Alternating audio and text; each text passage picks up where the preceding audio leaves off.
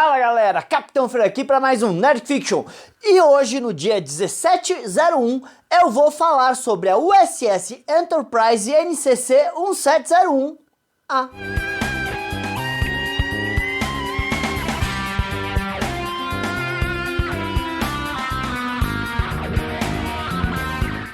Muito bem, turma, quem acompanha o canal sabe que eu estou sem pressa falando das naves Enterprises. Eu comecei lá pela F e cheguei na A, tá? Então, gente, algumas curiosidades, algumas coisas, não é um manual completo de 40 minutos, tal, mas fala algumas coisinhas da nave, tudo bem? Outra coisa, gente, essa aqui é a Enterprise A, classe Constitution, que a gente vê nos filmes Star Trek 4, A Volta para Casa, Star Trek 5, A Fronteira Final e Star Trek 6, The Undiscovered Country, A Terra Desconhecida. A gente também viu ela rapidamente lá na terceira temporada de Star Trek Picard, e a gente viu modelos e fotos dela aí espalhados por aí. Mas essas são as únicas aparições da nave oficialmente no canon, né? No canônico de Jornada nas Estrelas. Apesar que é uma das naves mais famosas aí da franquia. Por quê? Porque ela é irmã gêmea do refit da nave original. E muitas pessoas colocam na cabeça que a Enterprise A é a Enterprise do filme lá de 1979, A Ira de Khan, e depois o terceiro filme, A Procura de Spock. Mas aquela é a nave original, não tem A nenhum no registro daquela nave. Aquela é a mesma nave do Kirk lá da série original, da série clássica e da série animada, que foi reformada, que a gente chama de modelo refit, certo? E ela passou lá para o cinema. É claro que o modelo era o mesmo, mas no canon de Jornada nas Estrelas era outra nave. Então, ela vai e estrela os 3 primeiros filmes, tudo bem? Ela é destruída no final do terceiro filme, e aí no final do 4º filme, que a tripulação do Capitão Kirk ganha a Enterprise A. Então ela tem uma participaçãozinha muito pequena ali no final do Star Trek 4, e aí ela estrela os filmes 5 e 6. E aí ela tem uma participação rápida no filme na série de Star Trek Picard. E é isso, gente. Essas são as vezes que a gente viu essa nave em tela em Star Trek. Tudo bem? Então vamos lá.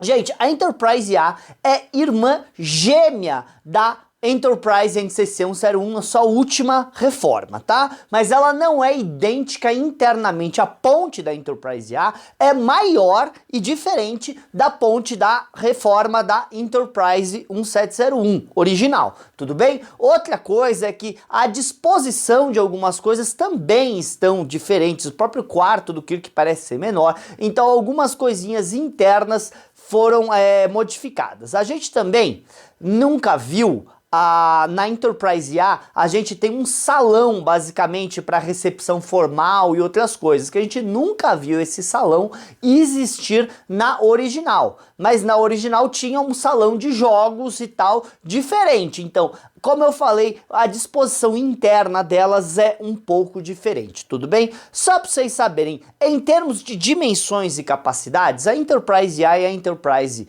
original, refit, tem basicamente as mesmas dimensões, que são ali basicamente 305 metros de comprimento e 73 metros de altura, com um total de 22 decks. Tá? Então ela tem 22 andares, tudo bem? Tudo bem que o andar e um deck não é exatamente a mesma coisa. Mas, Fernando, em Star Trek 5 a gente vê o Kirk, o Spock e o McCoy subindo pro deck 78.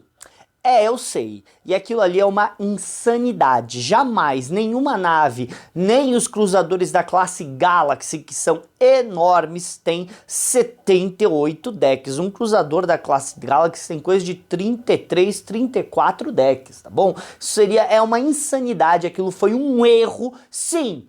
Por quê? Que é uma série de televisão e eles erram. Eles erraram colocando ali 78 decks, foi um erro grosseiro, tudo bem? Oficialmente essa nave aqui tem 22 decks e um terceiro deck que não é um deck normal, é onde tá as portas de bomba, tá? Então esse é o tamanho da nave, tudo bem? Ela tem um complemento aí, certo?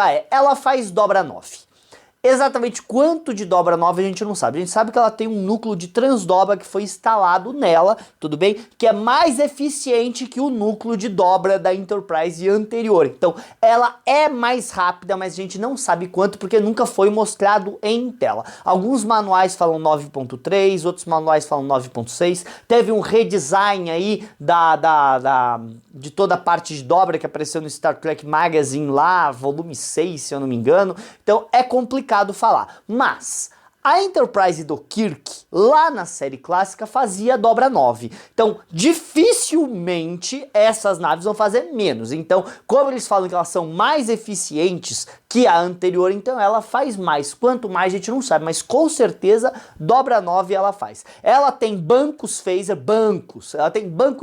ali, espalhados pela seção de engenharia, para ter o banco de phaser traseiro, e ela tem 6 bancos phasers espalhados pela seção disco, tanto na parte superior quanto na parte inferior. Então ela é um cruzador de combate, ela também tem torpedos fotônicos. Aliás, no Star Trek 6, eles deixam claro pra gente que ela tem 144 torpedos fotônicos com ela, então ela faz um belo de um estrago. O lançador de torpedo fotônico dela fica logo acima do defletor ali na seção de engenharia. Ela podia se separar? Sim, ela podia se separar, ela tinha habilidade de se separar, porque a Enterprise original também tinha habilidade de se separar, então ela tinha habilidade de se separar, mas ela não tinha habilidade de se rejuntar à seção disco e à seção engenharia sozinha, como a Enterprise D faz. Para isso ela precisaria de auxílio de uma base estelar ou de outras naves. Então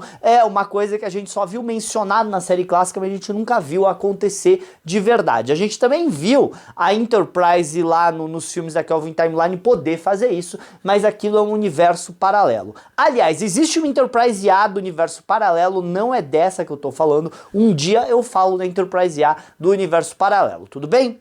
Gente, essa nave é um cruzador da classe Constitution 2 ou Constitution Refit. Ela entra em serviço em 2286 e ela vai ser aposentada em 2293. Agora, existem alguns livros, alguns encartes, alguns manuais que falam que essa nave não era a Enterprise a vida inteira dela, que ela foi renomeada, certo? Depois do incidente com as baleias lá no Star Trek 4. Gente, é um tanto quanto é bem possível, tá? Que realmente ela foi rebatizada para se chamar Enterprise e era uma classe Constitution que estava parada lá na base estelar, então eles colocaram motores novos e deram pro pessoal do Kirk, afinal não dá tempo de você construir uma nave estelar em poucos dias entre eles voltarem e darem para eles ali depois da cerimônia de julgamento deles, tudo bem? Então não seria possível construir uma nave inteira. É possível que fosse outra nave? É. Fontes não canônicas falaram que essa aqui poderia ser, ó, a USS Yorktown NCC 1717. Outras falam que poderia ter sido a USS Atlantis NCC 1786. E ainda tem livros que falam que era a USS Tihu NCC 1798, tudo bem? Mas, de novo, nada disso é canônico. É possível também que fosse uma nave que ia ter um outro nome, que estava sendo finalizada, que estava sendo terminada, certo? Mas não foi terminada, não foi colocada em serviço por qualquer motivo que seja, e aí então eles rebatizaram ela para Enterprise. A gente não sabe, isso não é uma informação canônica. Gente, só para vocês saberem, o modelo dela, como eu falei, é o mesmo modelo lá do original. Aquele modelo, ele foi inspirado pelo modelo da fase 2, que foi do Matt Jeffries e do Mike Minor. Então eles pegaram aquele modelo e quando eles e o Andrew Probert e o Richard Taylor, eles pegaram aquela ideia que foi deles e redesenharam para ir para os cinemas. Então, de verdade, quem desenhou foi essa galera, tudo bem? Gente, A única pessoa que foi comandante oficial dessa nave foi o capitão James T. Kirk. Apesar que o capitão Spock assume o comando da nave, o capitão Spock, que era o oficial de ciências da nave, assume o comando da nave, tudo bem? Depois que o capitão Kirk e o oficial médico-chefe da nave, o tenente comandante, não, comandante nesse ponto, né? O doutor McCoy, comandante McCoy, certo? Leonard McCoy, foram presos, certo? Pelo assassinato. Eles foram acusados do assassinato do chanceler Gorkon, do chanceler Klingon. Então, o Spock oficialmente assume o comando devido à saída do Capitão Kirk, mas o Capitão Kirk, depois que ele foge de Hurapente, ele e o McCoy, ele reassume o comando da nave até a sua aposentadoria, tá? Então, o Kirk foi o capitão da nave durante um breve período, o Sr. Spock. Ainda tivemos na nave o comandante Pavel Chekhov como oficial de tático e armas, né, da nave. A gente também teve a comandante Nyota Uhura como a oficial de comunicações da nave. Nós tivemos o comandante Caro Sulo como piloto da nave, mas também tivemos a tenente comandante Valeris durante a última missão como piloto da nave. A gente ainda teve nessa nave, né, já falei do Dr. McCoy, o capitão Montgomery Scott, que foi o seu engenheiro-chefe, e essa foi a tripulação de comando da Enterprise A durante aí os seus anos. Gente, as famosas missões da nave. Tem, né? A nave foi dada para a tripulação do Capitão Kirk por eles terem salvado a Terra no incidente com as baleias Jubarte. Então ela sai para a missão, mas ela ainda não estava pronta. Então, sob comando do Capitão Scott, ela foi terminada a reforma dela. A reforma nem estava terminada ainda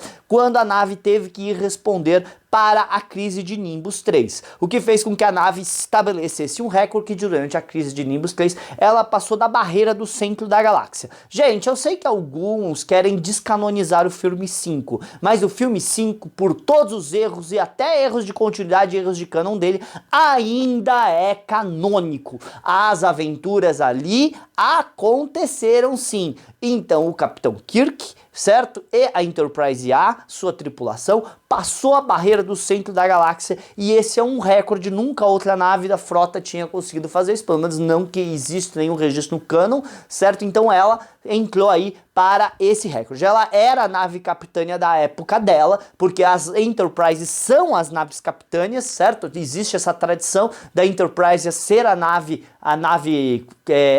principal da frota estelar. Então ela assume o papel de nave capitânia depois da destruição da Enterprise original, tudo bem? A última missão dela, isso aí que eu contei para vocês, foi em 2286/2287, tudo bem? Essa missão, a missão de Nimbus 3.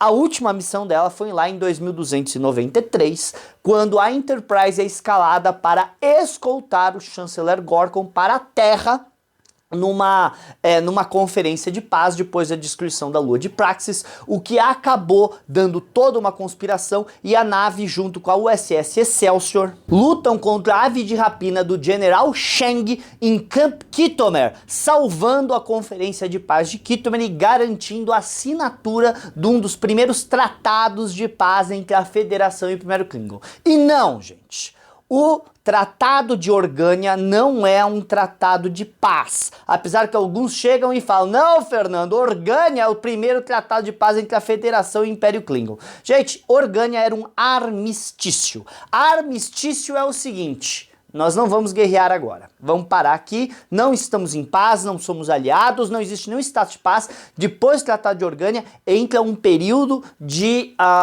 Guerra Fria entre a Federação e o Império Klingon, tudo bem? O primeiro tratado de paz, que vem de todo um processo de paz que aconteceu durante anos, vai ser o Tratado de Khitomer, que só vai ser solidificado anos depois com a destruição da Enterprise C, que realmente acabam as hostilidades entre a Federação e o Império Klingon, e é aí que acaba-se a zona neutra. Mas a zona neutra é Klingon, não a Romulana, certo? Então nesse ponto aqui, tá? É isso. Ela garantiu, ela salvou o Tratado de Kittur. Agora, entre 2287 e 2293, a gente tem um período grande. O que ela fez? Olha, tem muitos livros e muitos quadrinhos que contam missões da Enterprise A nesse período. A gente não tem essa informação canônica, porque a gente sabe que o Kirk é capitão da Enterprise nesse ponto e que a tripulação dele está junto. Então, é lógico supor que eles tiveram mais uma missão de exploração de 5 anos nesse período,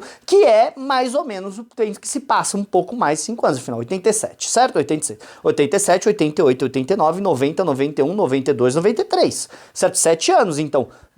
Nesse meio tempo, ela deve ter tido uma missão de exploração de 5 anos, mas isso eu estou supondo. Diversos livros falam que sim, diversos quadrinhos falam que sim, mas não existe uma informação oficial que a gente sabe que o Kirk era o capitão da nave. O lema da nave, que tá na placa da nave, né? Porque a placa da nave é ir audaciosamente indo onde nenhum homem jamais esteve, tudo bem? E esse homem é man de mankind, não de homem, homem e mulher, é man de mankind, de raça humana, que seria a tradução correta disso, tudo bem? E é pessoalmente minha nave favorita na franquia de Star Trek. Eu amo a Enterprise A, tanto no seu design, que vem do refit, mas eu amo essa nave, eu queria ter visto mais dessa nave, eu acho ela fantástica. Gente, é isso.